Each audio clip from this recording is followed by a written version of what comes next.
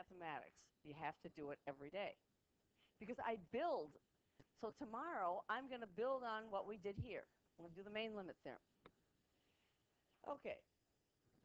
Now, these are polynomials. X squared minus 9 is a polynomial. That means the exponent is a whole number. No negatives, no fractions. And polynomials behave very nicely. And so this one behaves pretty nicely. So when I get 0 over 0, that tells me that one of these factors in the denominator will divide evenly into the numerator. So we're going to factor that. But I already got a hint there. Because I just told you that x minus 3 has to divide into this. So it's limit. And you should be doing this with me. And if I need to slow down, you will tell me. But you need to do it with me.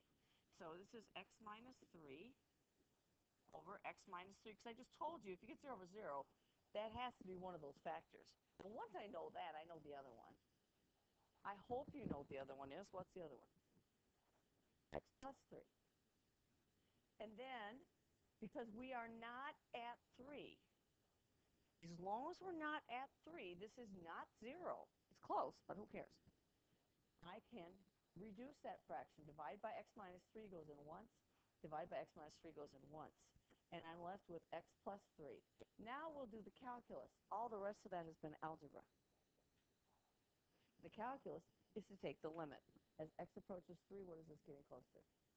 6. This function right here looks like x plus 3. It's a line. But at 3, it's got a hole in it. So graph it if you don't believe me. Sorry. Remind me to slide if I don't slide. Okay, are we okay with the first row? We're just going to do by row, because that's why I built the smart boards. Greatest integer. Okay, do you remember what has to be true for a limit to exist?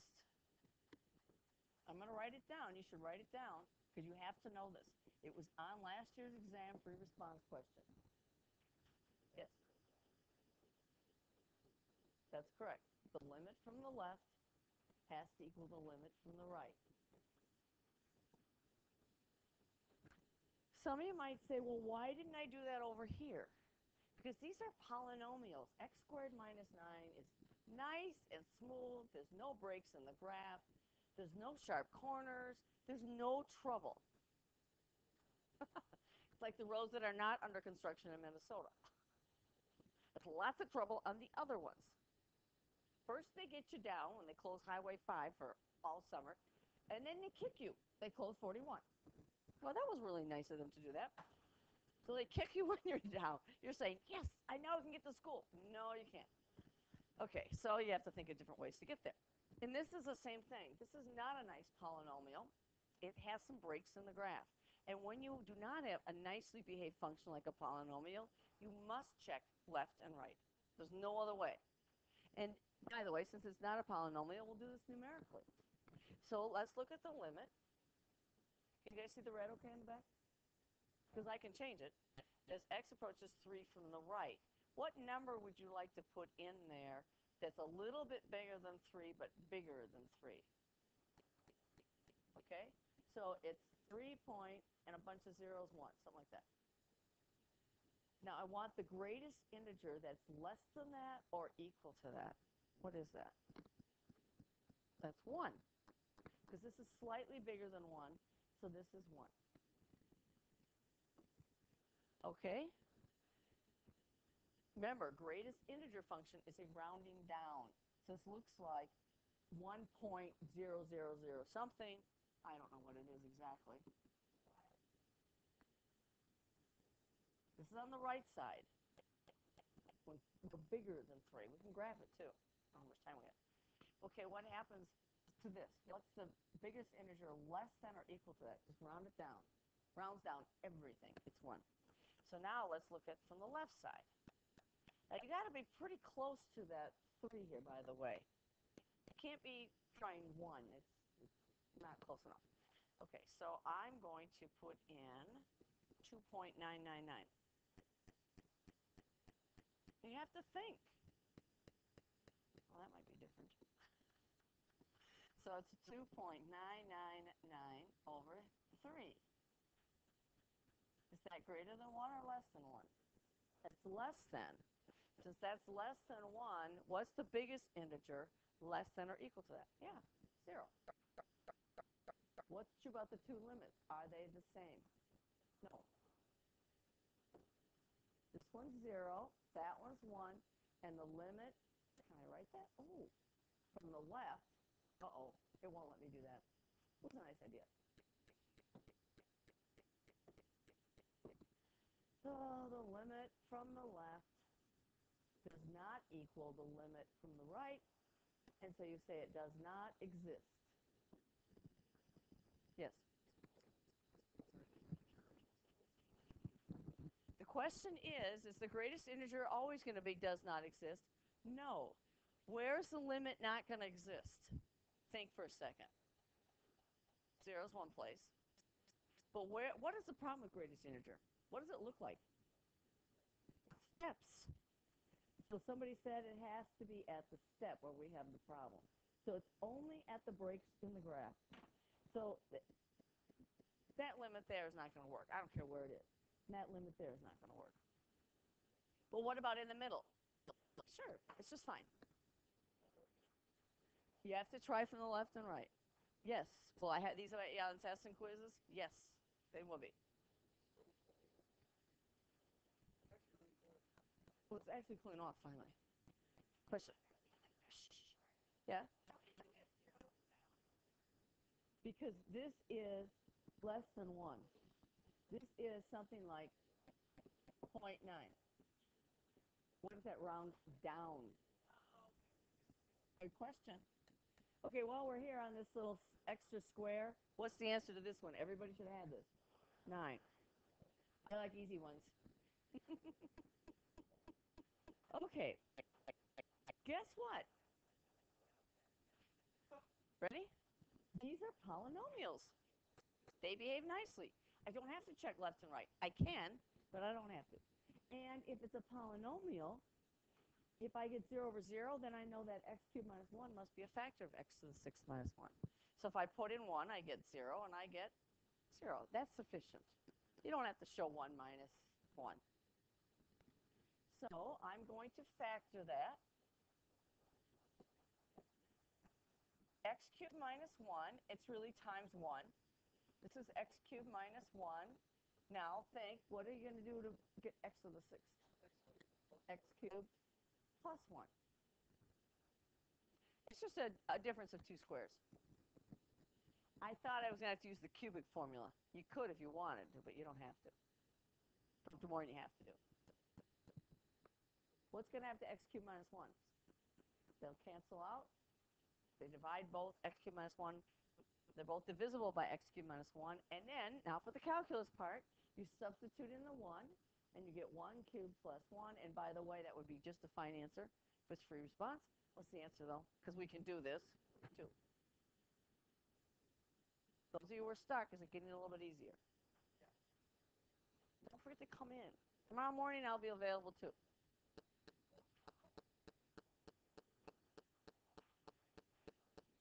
Tomorrow, we're going to do the main limit theorem. But if you're talking about polynomials, like nicely behaved function, x to the 6th, does this. No breaks in the graph. When you have a break in the graph, you're going to have to look at the left and right. That's the simple way to look at it. Greatest integer is a step function, so it has a break in the graph. So I have to look left and right. Trig ones might have to look left and right.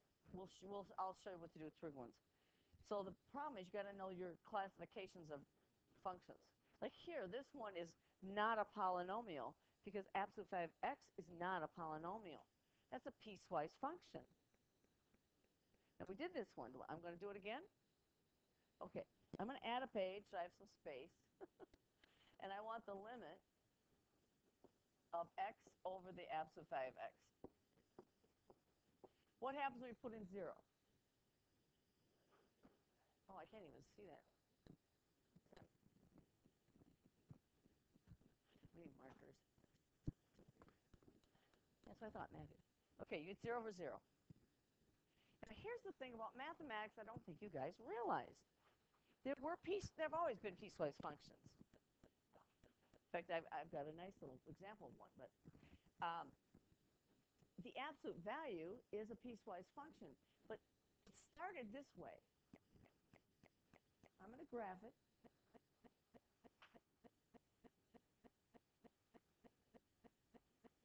This is a common one. And originally, it started out as pieces. So this is y equals what? X. Well, these are negative numbers, but my output is always positive. Y equals negative of x. So somebody said, I don't want to write that out in pieces every time. I'll invent a symbol that means that. So anytime we look at the absolute value function, and if you put something into absolute value, I'm kind of glad they decided to use this symbol. Could have been a square root symbol.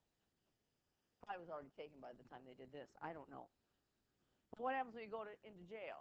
You're going into jail and you're going to absolute value. You always come out positive. Well, maybe not OJ. Did you watch 60 Minutes last night? You guys don't even know. I mean, you really don't even know who he was. He was a fabulous football player. And he really messed up his life. Okay. But supposedly, you come out of jail positive. Okay, so what I can do is I have this piecewise function that it's equal to x if x is greater than or equal to 0. And on this side, it's minus x. Well, people didn't want to write those pieces all the time because it happens so often. I don't know who invented the symbol, but somebody did. So all those symbols like logarithm, where do you think that came from? That just didn't grow out of the earth. Somebody said, let's call it a logarithm. Actually, it was Napier. And it has to do with ratios, because that's what the word means. I think I would have found a better word than that, but that's what it is. And we are stuck with it. Why did they call the ratios of the hypotenuse, of the opposite leg to the hypotenuse, why is that the sine of the angle? Because that's what the Greeks did. I mean, if you went back and looked at derivations, there's probably some reason why they called it that. I don't know. So we have inherited all those things. So if you found a piecewise function that was common, you could invent your own symbol and say, when we see this symbol, that's what we mean. Okay, so let's look now at the limit. And remember, this is one of those that it's not a polynomial, so we do have to look at both sides. As x approaches 0 from the right side, well, y equals x is y equals x. There's nothing I can do to change that one. But what's the absolute value if the numbers we put in are always positive? Do I need absolute value? No, it's just x. Remember when I did this Friday? That's equal to what number? 1. And I got to look at it from the left side as x approaches 0 from the left. Well, x is still x. But what about the left side? If I put in a negative number here, I need to get a positive number out. So we're going to use this piece right there. Does that make sense? This is the opposite. Remember, these are negative numbers. This always has to be a positive, so it's the opposite of that. And then I can simplify it. Now, this works for any value of x as long as x is negative. Are the limits equal? No. They're not equal. Does not exist. What does the graph look like? See, you wouldn't know what the graph of x over the absolute value of x looks like. I don't expect you to know it. But now we could do it. If you're coming into the right side of 0, it looks like this. You're at the Mega Mall. Are you going to meet your parents? No, you're not going to get your ride home. You've got to meet at the same place. You don't. Left and right are not equal.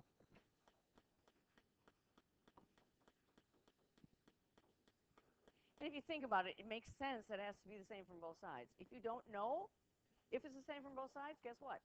You got to check both. But I know polynomials are always nice. Okay, so this does not exist. You could put numbers in, but I asked you to do it algebraically. So I just did.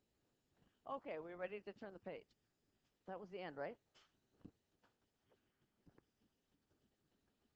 Well, everybody should get number 4. If you didn't get it, do it right now really quickly. It's 0. So the 0 divided by 1, which is 0. This one is a graphing calculator one where we'll learn the trick to doing this one algebraically, or trigonometrically. Both. Anybody know what this one came out to be? You have to graph it. It's a graphing one. Remember, if I go back here, it says use your graphing calculator on 9, 12, and 14. Pardon? How did I know that? I know what this one is. I haven't shown you how to do the trig yet. That's coming tomorrow. And what was the other one? 14? Remember this one? We did this in class yesterday. Friday, I mean. It was that one, just to save a little time, because I know we did it. What was the reason why this does not exist? See, you do remember. Okay, we're going to go back now. Those are the graphing calculator ones.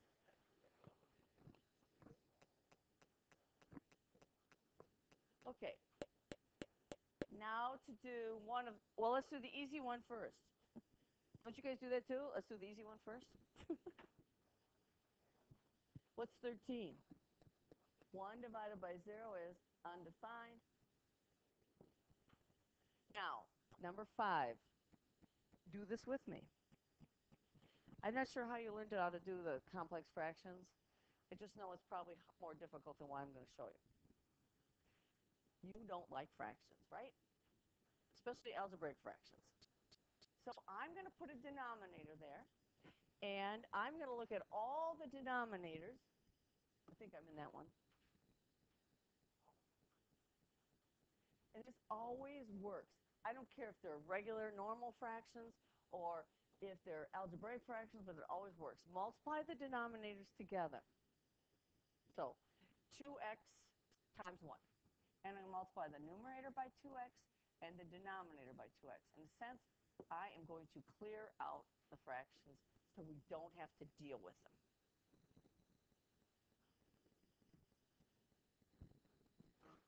Okay, just watch my time. And what do you have to do to simplify this? By the way, do I get 0 over 0? Yes, I do. Forgot to do that. So I'm going to distribute this. Last class made me write it out. I will write it out. So I'm going to get the limit as x approaches 2. You should be doing it with me. Because it's 1 over x times 2x minus 1 over 2 times 2x all over x minus 2 times 2x. Don't distribute the denominator. Because when you cancel fractions, you have to cancel a multiplication problem. It is multiplication. What happens here with the x's? Cancel out. What about the 1/2 and the 2? What's half of 2? It's 1, right? Let's simplify that. So it's the limit as x approaches 2. I'm going to slide that. And I'm left with a 2 minus an x. Is that okay? Over x minus 2 and 2x. This is really times 1. So the question is, how do I reduce that? Now remember, when you get 0 over 0, and this is not exactly a polynomial, but it's algebraic. I want to look at this. Some of you may see it, some of you may not. But you know what's nice about algebra? Well, first of all, it tells you what to do. But I'm going to try it for x equals 0 and see what happens. I get 2 over negative 2. X can be anything, remember? It's a variable. What if x is equal to 1? Then I get 1 over negative 1. Well, x equals 2, I'm in trouble. What about x equal to 4? I'm going to get 2 minus 4, negative 2, over a positive 2. What's true about these numbers? What's the result of this? Negative what? What's true about the numbers? These are opposites. Additive. Additive inverses if you prefer. So what happens if you divide a number by its opposite? You get x. If I divide by x minus 2, that's 1. If I divide this by x minus 2, I get negative 1. So I get the limit as x approaches 2 of negative 1 over 2x. Now for the calculus. Oh, that was algebra. You'll hear that all year. What's the answer? This is when you learn your algebra. Negative 1 2 times 2 is 4.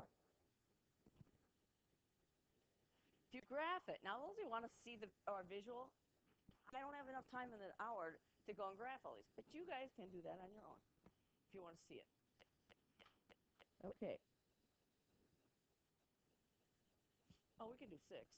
What's 6? Undefined, because it's 1 divided by 0. Undefined. And actually, we can do 7 without a lot of work. I mean, we have to do some work. If you put in h equal to 0, you get 0 over 0, right? Those are polynomials now. Those are nice. And I hope you know how to square that. When you don't know what to do, math is lovely because it tells you what to do. I can't think of anything to do except why don't I just multiply that out? There's nothing else to do. Nothing else I can think of. That's why I like math, because it does tell me what to do. What does this multiply out to give you? Be careful, it's FOIL. It's 1 plus h times 1 plus h. So it's 1 plus, how many h's? 2. Happy face, right? 2h plus h squared minus 1 over h. And I'm going to promise you that when you see problems like 7 and 15, these will always cancel out. What's going to cancel out? The 1 and the negative 1. Always. I don't say always, and I don't make promises. But when I can, I do. And that's a promise. Okay, so now I'm left with, again, this is still algebra. How are we going to simplify this? It's the limit as h goes to 0 of 2h plus h squared over h. Now I know I can divide it as written because h goes into both of those. You can't just divide it into one of those. These are add-ins. If I have 2 plus 3 over 2, am I allowed to do that? No, because this would be 5 halves, and I'm not sure what you guys get if you do that, because it doesn't make any sense to me. You have to go 2 goes into 2 once, 2 goes into 2 once, and you don't do that either. That's the danger of canceling, because you need to understand you're dividing 2 into 2 and 2 into 2. But that's not the same. So you can't do it with letters, because letters just represent numbers. So what I'm going to do is factor it. Remember factoring? Finding 2 numbers that multiply to give me that? What's the greatest common factor here? H.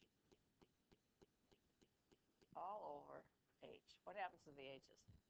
They cancel.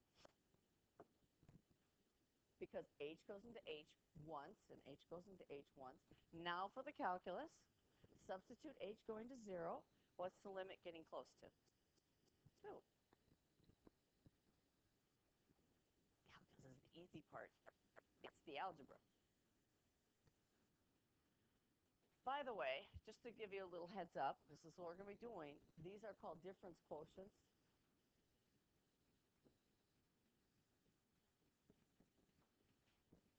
Okay, and this ends up being a derivative, which is what calculus is about for a semester. So don't blow this off and say, oh, I don't get this, I'm not going to work at it, because you're going to be in trouble. That's what we're going to be doing. So that's a derivative. We're just practicing with the algebra and a little bit and the limits. That's a difference quotient. That's a derivative. I know the answer to that is 2c. Not because I've taught it before, but because I can do it in my head. You will all be able to do it in your head soon. That's the way the chapter 3, though. Okay, so I have to figure out what f of c is. What's f of c? I'm doing the easy one first. You put c in right there for x, right? That's just c squared. Does that make sense? Because some of you have some problems with function notation. Is that okay? No blank faces. Say yes. Okay, now what are we going to put in for x? C plus h. Goes there, and it goes there. So what's f of c plus h? And if this is hard for you, I'm here after school and I'm here before school tomorrow morning. This is c plus h squared. Okay, there's a little formula. It tells me to find the limit. Let's use blue so I don't run them together. As h goes to 0. Excuse me, I'll slow it down wrong. F of c plus h, well, that's c plus h minus f of c, but that's c squared all over h. And I should be able to let you try that, because you know how to square c plus h. Yes? So go ahead and do it. I'm telling you the answer is 2c. See if you can get that. And I'm going to add a page.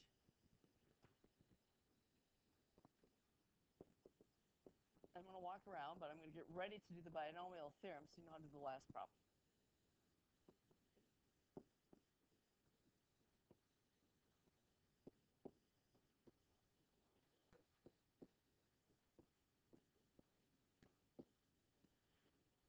C plus h squared. Maybe we should fill this table. You know how to do c plus h. FOIL. No? It's c plus h times c plus h.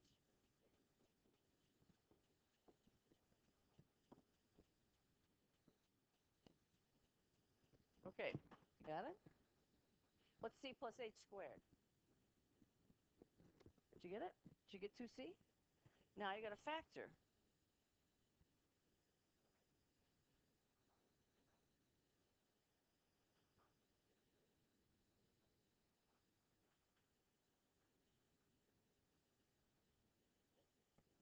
Okay, wait a minute. One, two.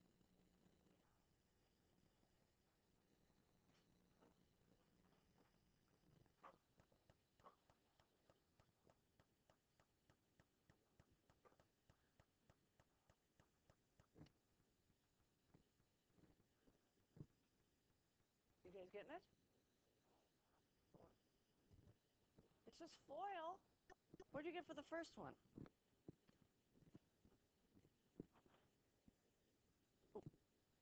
The limit as h goes to 0, what's this give you?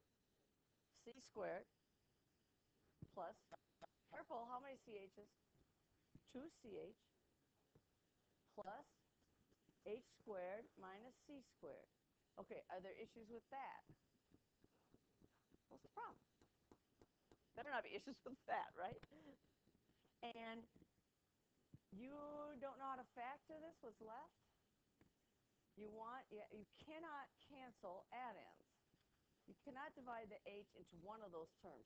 You can divide it into both terms if you know what you're doing. I thought it was easier just to factor. You factor what out of the numerator? H. And you're left with 2c plus h over h. What happens to the h's? H goes into h once, h goes into h once. And so now to do the calculus, h is equal to 0. So what's the answer? 2c.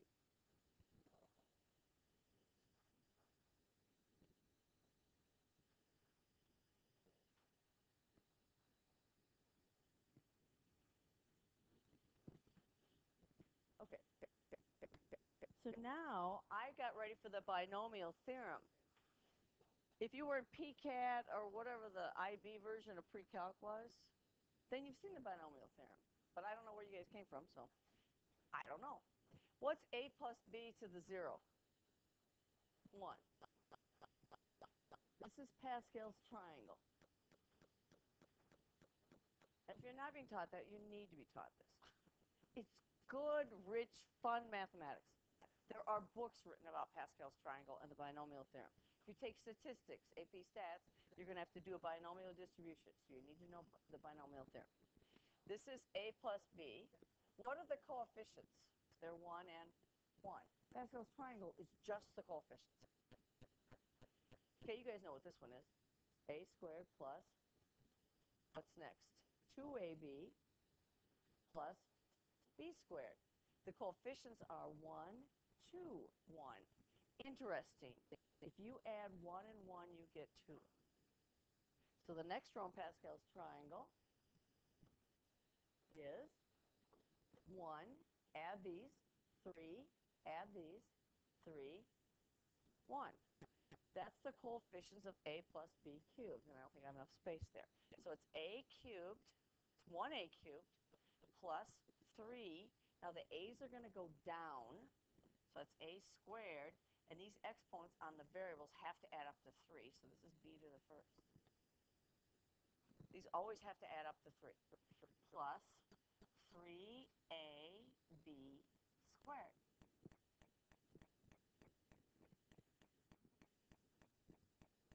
Plus 1. And the a's are gone now. It went 3, 2, 1, 0. And it's b to the what? Third. Looking for patterns. Some really cool patterns, actually. Okay. What's the next row in Pascal's triangle? Because you're going to need that when we do the derivative lab. 1,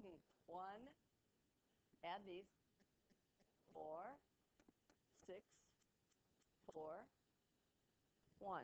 And if you were to take all these triangles and write out a whole bunch of these, so you get a nice little triangle, and if you were to color all the odd ones, you would get Sierpinski's triangle. We throw out the middle one. Remember seeing this? Oh, you should have seen this. You should have seen this in 8th grade math. Okay, I know what we're doing after the AP exam. You need to know this stuff because it's fun anyway. Because you can do a 3D triangle, Sierpinski's triangle. You can build one and put it in the front entrance. Okay. Now that we know that, can we do this one? Because this is going to be what? It's the limit as h goes to 0. Now, in place of x, you're going to put in c plus h. You're going to have to cube that. Use what we just did, minus c cubed, all over h. Do I need to go back and put that slide back up? Okay, you should have it written down. Because I know Pascal's triangle and the binomial theorem. I'm teaching it. Otherwise, you could, if you were crazy, you could do a plus b times a plus b times a plus b. You know, I know these. That's a squared plus 2ab plus b squared times a plus b. The teachable moment. How do you multiply that? Why, when you multiply, if you think about it, if I want to multiply 29 times 36, you do 29, you do 36, you go 6 times 9 is 54, right? But that's not 2, that's 20. If I have a chance, I'll show you a funny video. So I can do this the same way. A squared plus 2ab. So people a long time ago found these patterns. Mathematics is patterns. So I can do b times b squared, that's b cubed. B times 2ab is 2ab squared. B times a squared is a squared b. Now I'm going to do this guy. A times b squared, but I'm going to line it up. Similar terms. Whoops. I need a little bit more there. A times 2ab is 2a squared b. And a times a squared is a cubed. And it turns out it has to do with Pascal's triangle. That's very odd that that would be that way. And if I took a piece of cheese, and in Wisconsin they dip the cheese in wax to preserve the cheese. You ever been to Wisconsin? Those cheese places. And if I were to cut that cheese into cubes, okay, I'm going to lose some perspective here, but I'm trying not to. Let's do a 3 by 3. And then, of course, you know, you have these corners here, right? And you count how many faces are covered with that wax. Well, this only has, there's a cube there. It only has the front faces covered with the wax. These guys at the corner have 3 faces covered with that wax. If I do a table and chart, and I do a huge analysis on this, and I divide it into more and more pieces, like I do 4 by 4 by 4, 5 by 5 by 5, I get Pascal's triangle. That's amazing. Why would those even be connected? That's what's cool about mathematics. I know, you guys have never seen the cool things, have you? Just drill and practice, right? Well, you'll have some drill and practice, but not too much. But that's a whole thing. We can do that after the AP exam. That'd be a cool thing to do. So anyway, you guys have to cube that out now. And there's the coefficients. And let me check my time. So I want to get to that one too. So I want you to do it We're okay. We've got time. I'm going to pause for a second. Sorry, the videos are real time. So try it.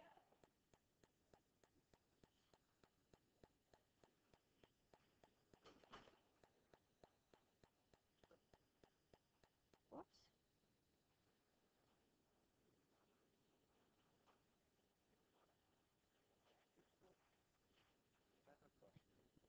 So, once you expand it like we are showing on the board, Yep, with that's like, perfect. just like That's A right. and B, that's Yep, the correct answer? that's correct.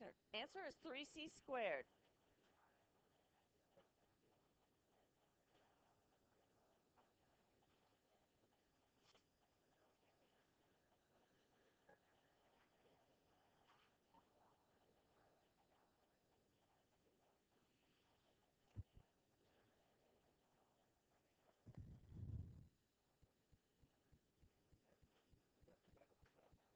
Okay, did you get 3c squared?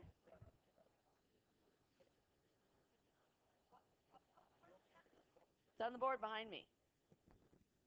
It's also on Schoology. We've got to do this last problem.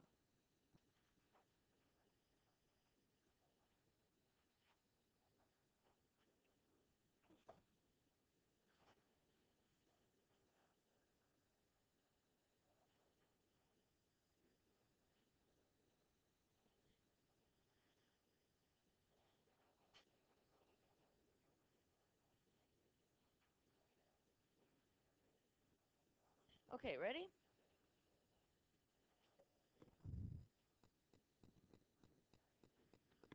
Okay, so let's go ahead and let's do a trick. Do you remember the trick we did before when the radical was in the denominator? See, I can't do anything with that. That is not a polynomial. That's got a square root. So the only thing I can think of to do is to see if I could rearrange this somehow so that the radical goes away in the numerator. So I'm going to multiply by its conjugate. Well, what you do to the numerator, you must do to the denominator.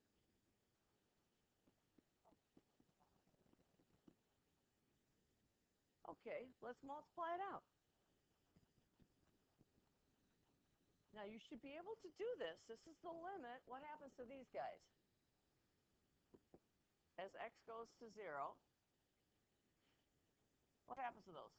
Square root of x plus 4 times square root of x plus 4 is just what? X plus 4. I chose it that way. I can multiply by anything I want. I want to change the numerator. Now, what happens to the middle terms? Oh, happy days. They go away. And then the last term is what? Minus 4. All over this.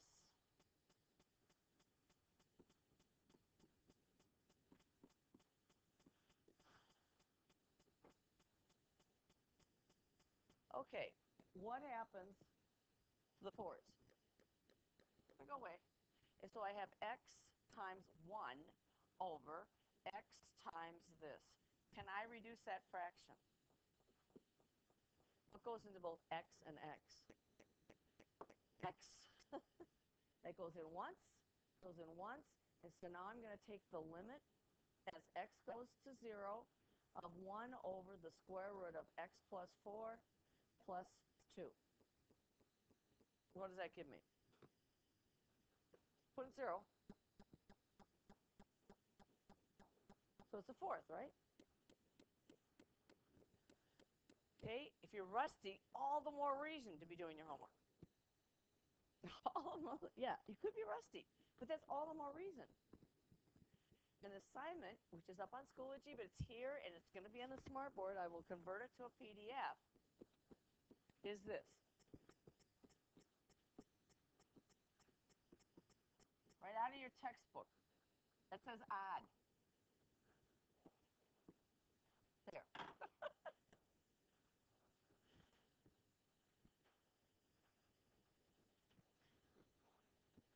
Now, I was going to collect your assignment, but I can't because you have a homework quiz on it. If you have questions, you still don't understand it, come in tonight after school or tomorrow morning. I'm at 1410. Looks like I'm not changing rooms. Just those two worksheets. That's all you've done. This one. Yep. I did every problem. No, that? No, no, no, no. Ask me stuff we've gone over. Homework quiz is just on the first two worksheets. Not yet. We're off. We're off already. We're off on our schedule. Sorry. Okay. Oh, it is not Tender Tuesday, is it?